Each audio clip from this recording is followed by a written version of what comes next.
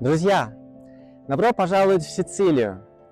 Сицилия – это то место, где культуры разных цивилизаций буквально слились в одно целое. Сицилия – это рай кулинарии. Сицилия – это место с уникальными ландшафтами. Но, пожалуй, главным символом острова является вулкан Этна, который постоянно напоминает о себе своими вздохами и даже небольшими взрывами. Но главным на острове остаются люди. Сицилианца трудно перепутать с немцем или с французом. Местный менталитет и характер располагают к себе. И, пробыв несколько дней на острове, уже сам как бы становишься немного сицилианцем.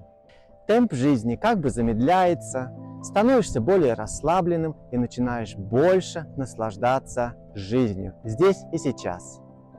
В этом обзоре мы посетим лучшие места острова. Вкусно поедим, почувствуем настоящий дух старой Сицилии. Оставайтесь до конца, я уверен, вам понравится. А мы начинаем!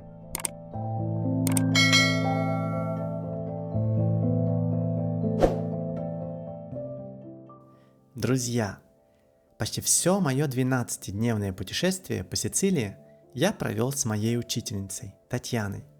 Она профессиональный музыкант и преподаватель, играет на домбре в ансамбле Volga Folk Band.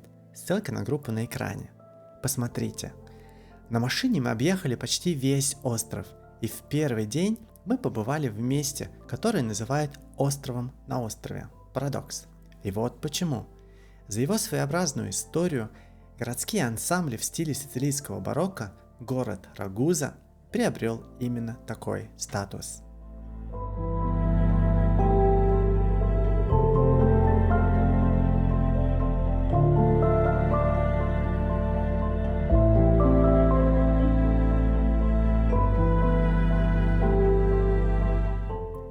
Верхний и нижний районы города соединены узкой частью, и лучшим видом на город вы сможете наслаждаться от церкви Санта-Мария-делла-Скала. Это того стоит.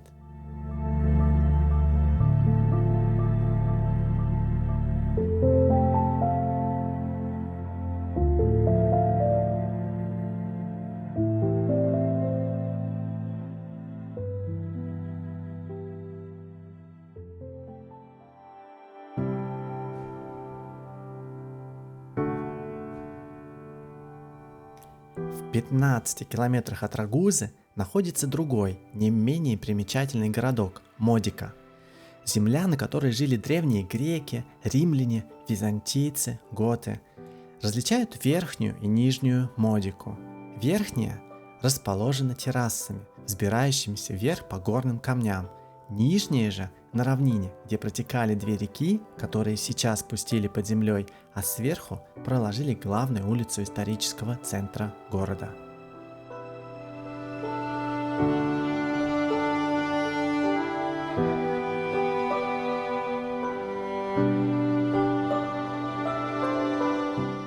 Модика неразрывно связана с двумя вещами – сицилийское барокко и шоколад, приготовленный по древним технологиям.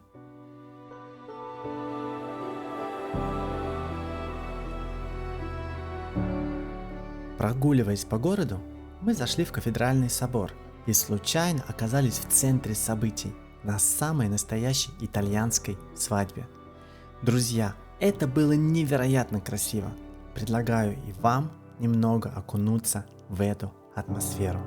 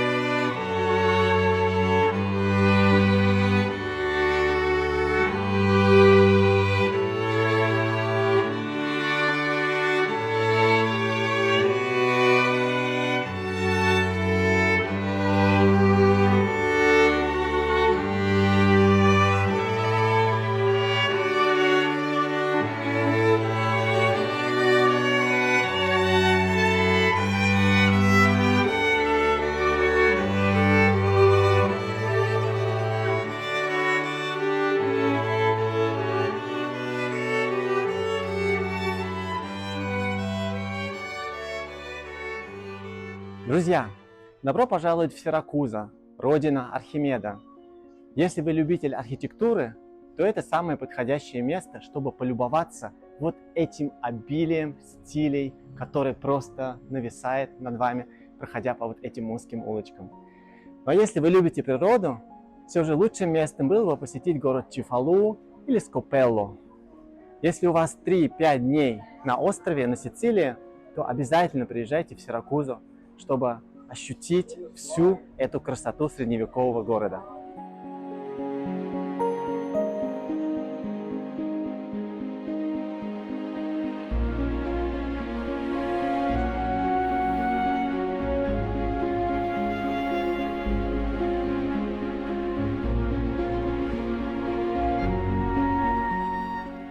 Античные Сиракузы были крупнейшим городом Великой Греции, не уступали по размерам самим Афинам.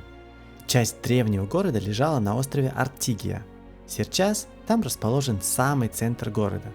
Цицерон упоминает Сиракузы как величайший и красивейший из греческих городов.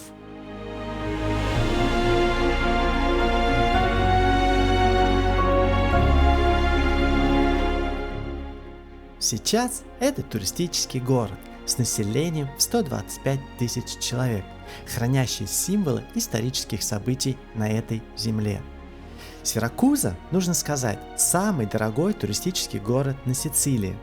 Здесь только за чашечку кофе вы выложите на 100 или 150% больше, чем в других городах. Основные достопримечательности города сосредоточены на острове Артигия.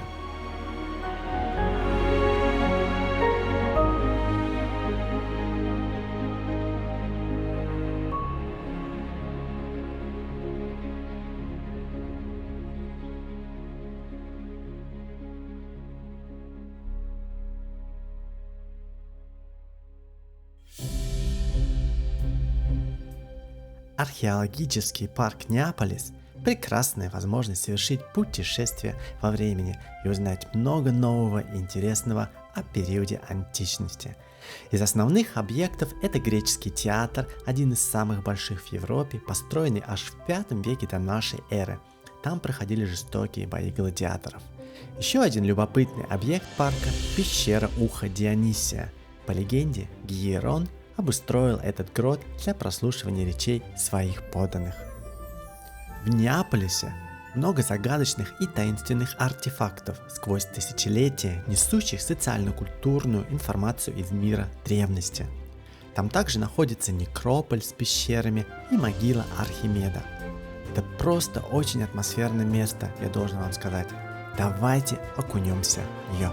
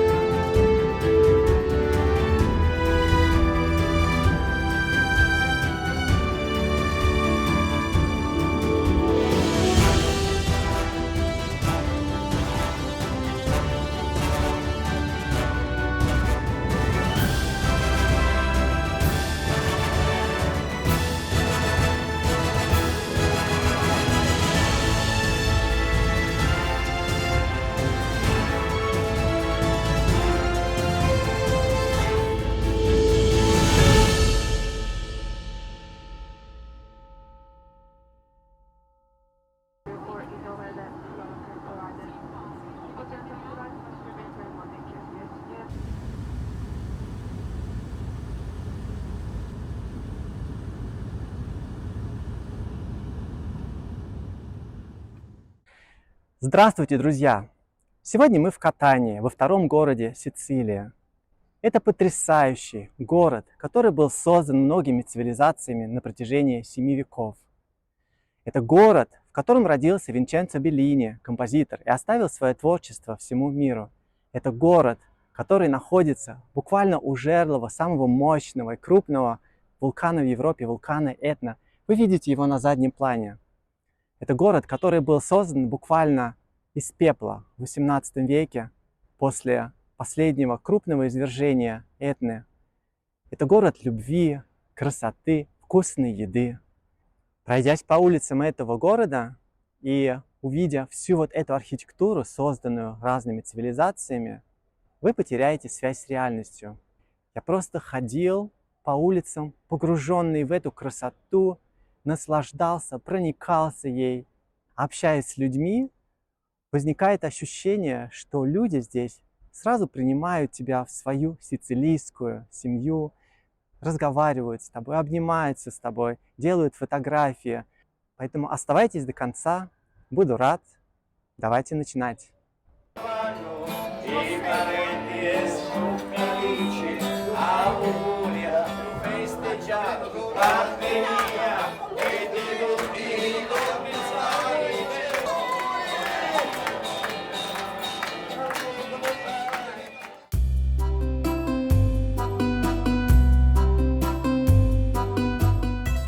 Катания – это второй город Сицилии. По ходу истории был несколько раз стер с лица земли из-за завоеваний или из-за извержения Этны. Это город контрастов, где фешенебельные улочки центра города граничат с районами, где царит разруха, и быть там попросту небезопасно. Это атмосфера доброжелательности и позитива, поглощающая и одаривающая тебя своим волшебством. Думаю, Катания мой любимый город на Сицилии. Он влюбил меня в себя своей, если хотите, несовершенностью, в которой скрыто самое драгоценное – это настоящность и простота. Полный фильм о Катании вы можете посмотреть по ссылке, которая сейчас появится на экране.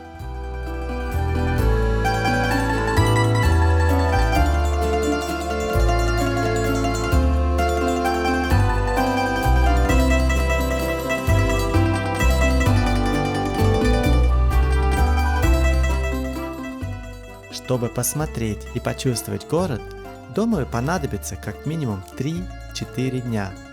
И тогда вы сможете по-настоящему погрузиться в эту атмосферу. Возможно, завязать контакты с местными жителями и, возможно, даже немножко влиться в неспешное течение жизни, входя в резонанс со всем происходящим вокруг вас и растворяясь в нем.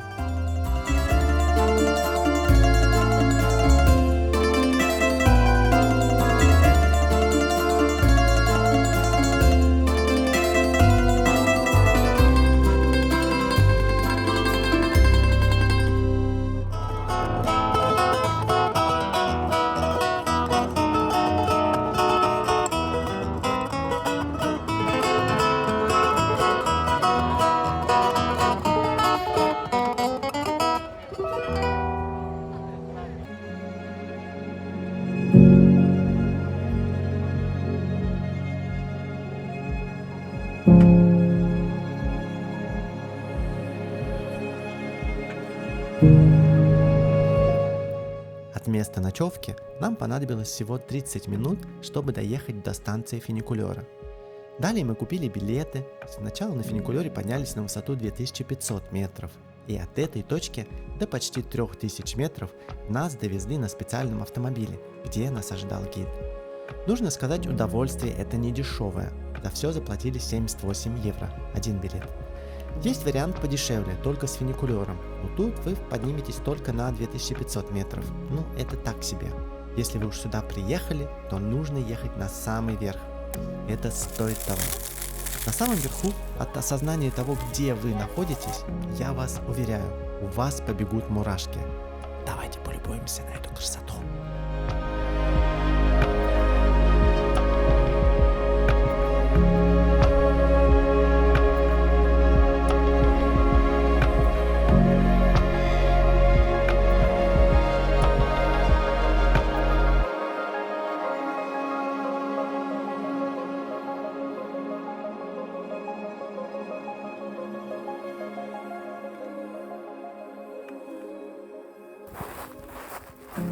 Андиамо.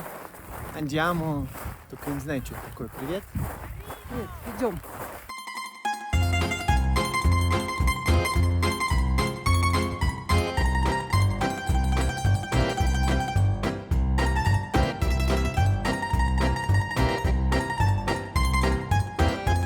Ну что ж, друзья, находясь в катании, не забудьте посетить маленький прекрасный городок Таурмина. Помимо общих достопримечательностей и культурных объектов, здесь просто стоит прогуляться по узким улочкам и насладиться этой уникальной морской атмосферой этого города. Также обратите внимание на маленькие галечные пляжи. Например, один из них называется Изла Белла, который обязан своим названием маленькому островку, который находится там же рядом.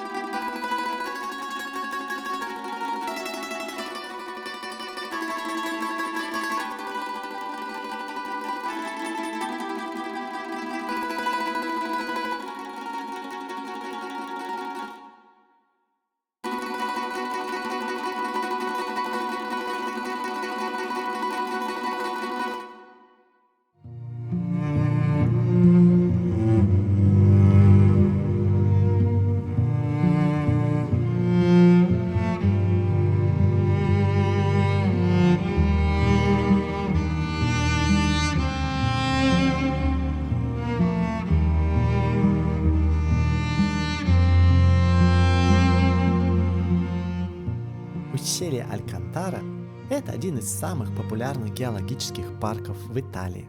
Многие его еще называют итальянский Большой каньон. Однозначно здесь стоит побывать. Парк ущелья Алькантара предлагает маршруты для пешего туризма, один из которых пролегает прямо по дну ущелья в его мелководной части, посещение ботанического сада, рафтинг. В общем, выбирайте сами, что вам по душе. Мы прогулялись по мелководью, остыли от жары, покупались в горной реке и остались невероятно довольны.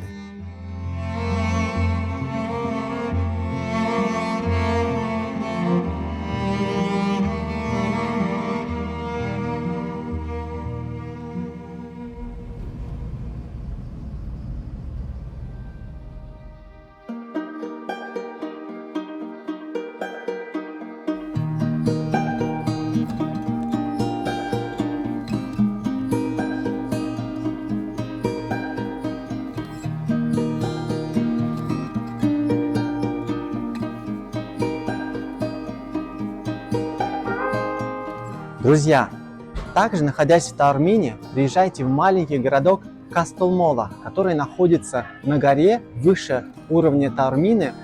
Вы будете просто поражены вот этими видами на море, опять же на Таурмину, и вот этими маленькими уникальными такими колоритными улочками. Просто приезжайте в Кастелмолу. А сейчас содержание для взрослых. Дети, отойдите от экрана. Хорошо. Одним из мест притяжения в городе является бар Туриси, который известен своим пикантным интерьером, шикарными видами с террас каждого уровня, которых 3 или 4, ну и, конечно же, вкусным кофе.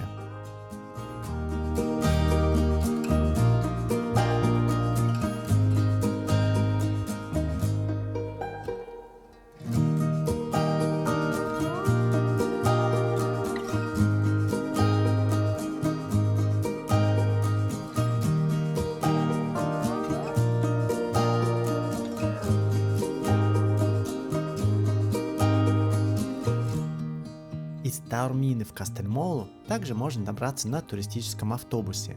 Учтите, что дорога проходит по приличному серпантину. Кто не переносит.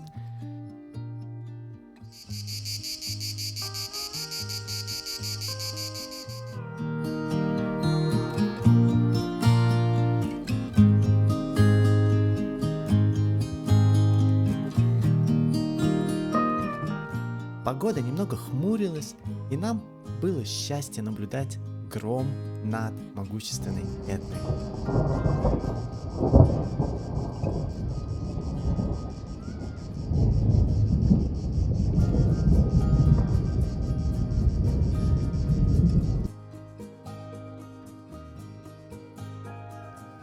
Перед посещением следующего города мы заехали на пляж, чтобы остудиться. И там во время съемок меня накрыла волна. Но случайным образом получился красивый кадр. Оцените.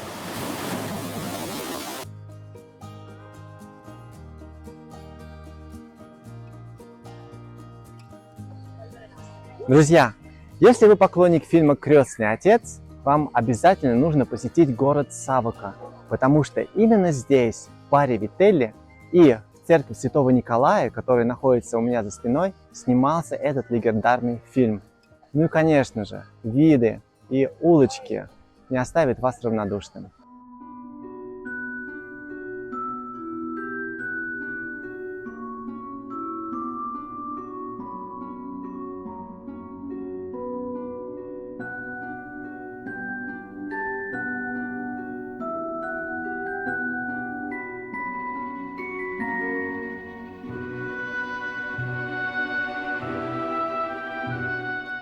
В бар Вителли однозначно стоит зайти, иначе вообще незачем приезжать в этот город. Правда, чашечка кофе стоит здесь не 1,5 евро, как везде, а целых 5. Как говорится, спрос рождает предложение. В знаменитое место хочется заглянуть каждому туристу.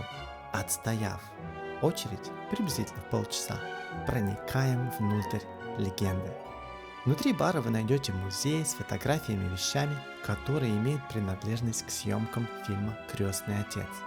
И кофе за 5 евро кажется намного вкуснее.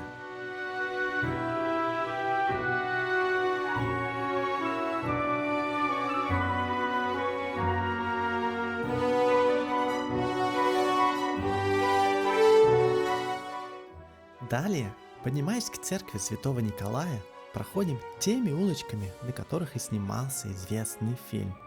Останавливаемся буквально у каждого столба, так как просто пройти мимо всей этой красоты невозможно.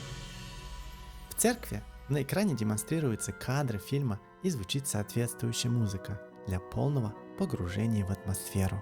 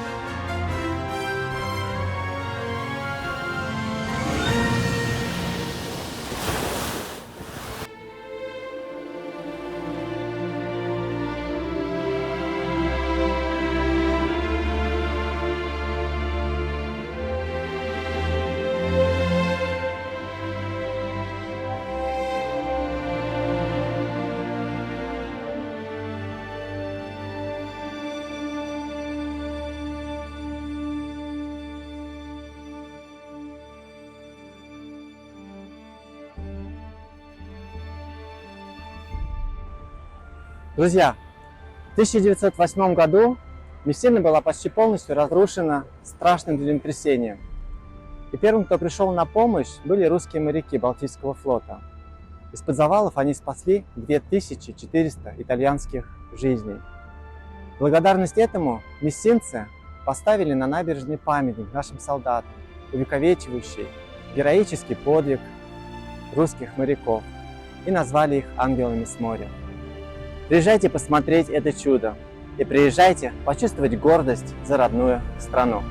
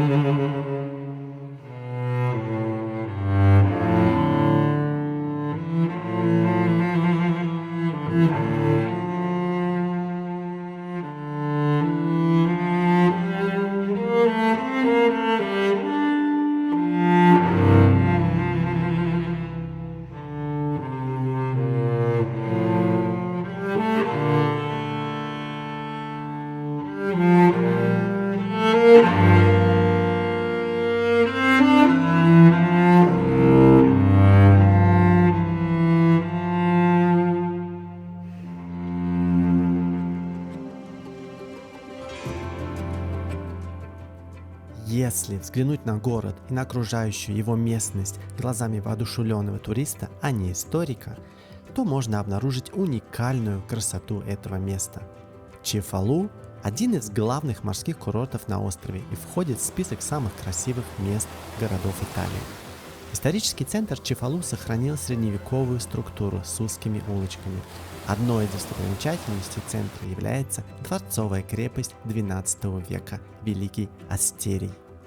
А широкая линия пляжа с многочисленными барами, кафе предлагает людям незабываемый морской отдых с потрясающими закатами.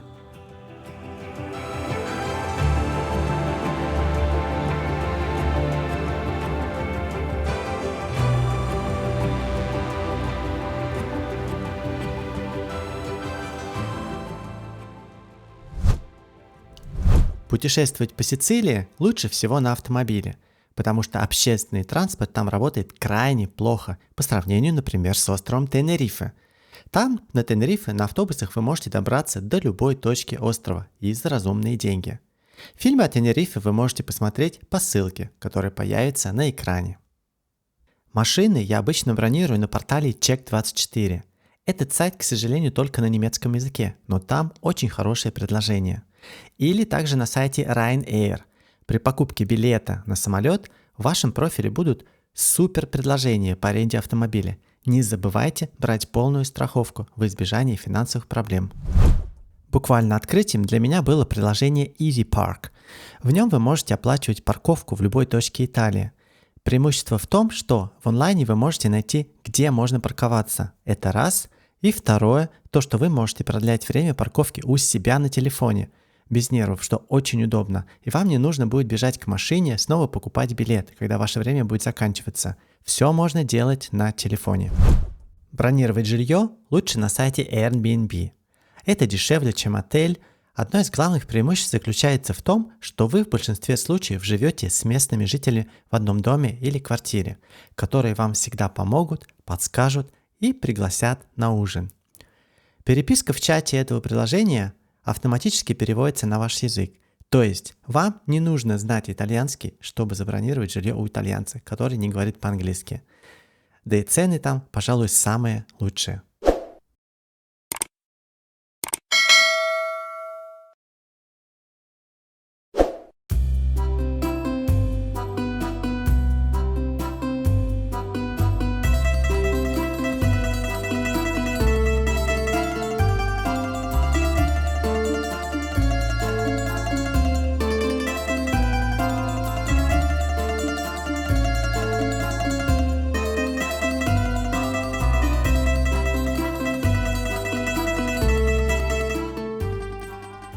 Ах, Палермо, многовековая столица Сицилии, такая разная, нежная и порой суровая, балующая взгляд и ошеломляющая роскошными ансамблями Ренессанса и рядом с ним стоящими заброшенками. Ах, Палермо, рай для гурманов и любителей полакомиться вкусными блюдами. Все это город со смешанной и одновременно очень доброжелательной культурой, влюбляющей в себя с первого раза.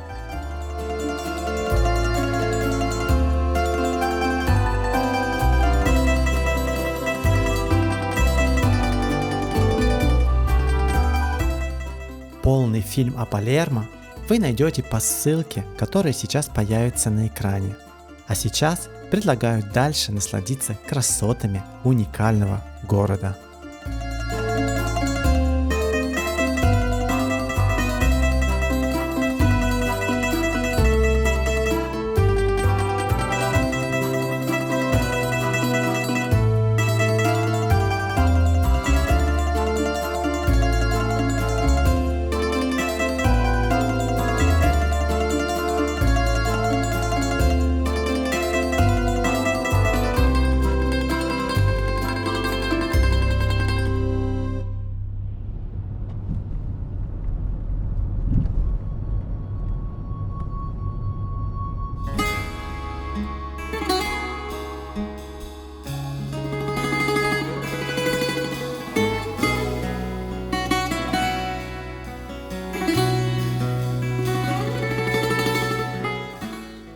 Друзья, мы с вами находимся в долине храмов богов.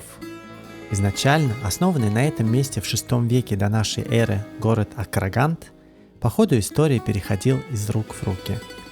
Можно подумать, что эти прекрасные памятники архитектуры имеют римское происхождение, но на самом деле это греческая архитектура.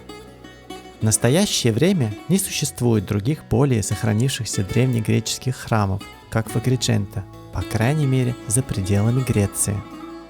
Храмы строились в ознаменовании победы над врагами.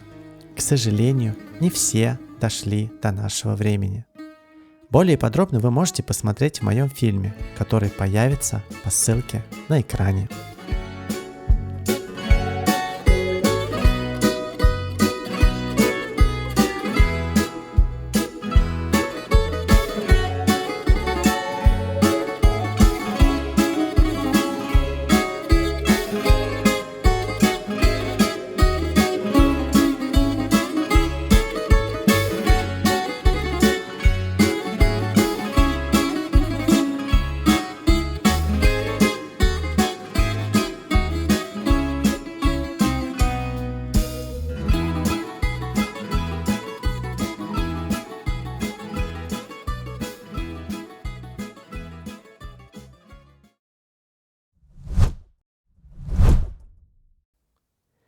Друзья, ну и в конце хочется обозначить острые проблемы острова. Палермо и другие города буквально утопают в мусоре. Даже в центральных районах можно увидеть такие мусорные улицы, и складывается впечатление какой-то заброшенности, неучастности и уныния. Смотришь на все эти кучи мусора, на людей, копающихся в мусорных баках, и не понимаешь, ну как такое может иметь место в такой красивой стране. Но снова и снова я повторяю, что люди — это основа всего. И сицилийцы обладают особенным южным, доброжелательным, гостеприимным характером. К сожалению, наверное, они не могут влиять на то, как организуется жизнь в стране. Помимо мусора, проблема миграции складывается такое ощущение, что потихоньку удушает страну. Куча неинтегрированных гостей слоняются по городу от нечего делать и иногда терроризируют местных жителей и туристов. Другая тема – это тема вождения. Свойственно своему горячему темпераменту, накаленной и остается обстановка на дорогах. Почти каждый автомобиль на острове имеет повреждения, царапины, вмятины и так далее. Поэтому повторюсь, что беря машину в аренду на Сицилии, обязательно приобретите полную страховку, чтобы ваш отпуск не был испорчен. Мафия продолжает во многом негативно влиять на жизнь острова. Самая крупная мафиозная группировка – это Коза Ностра. В центре города Палермо находится мемориал «No Mafia» – «Нет мафии», который посвящен с одной стороны истории, а с другой стороны борцам с мафией. Рэкет – это один из излюбленных способов зарабатывать деньги, собирая их силой с бизнеса. Если ты не хочешь платить, то у тебя реальные проблемы, и никто тебе не поможет. В мае этого года мафия взорвала кафе в Катании, находящееся в жилом доме, и только потому, что они не захотели платить им дань, и вступили с ними в перепалку, а те взяли и просто взорвали дом с людьми. Хочется верить, что такое больше не будет повторяться. Точка. Друзья, на этом все. Я прощаюсь с вами. Если вам понравилось, ставьте лайк, подписывайтесь и делитесь каналом с друзьями. Это для меня будет лучшей благодарностью и мотивацией. Ведь именно вы вдохновляете меня на создание новых красивых историй. Ну а в заключение предлагаю вам еще раз полюбоваться красотами славной Сицилии. Пока-пока!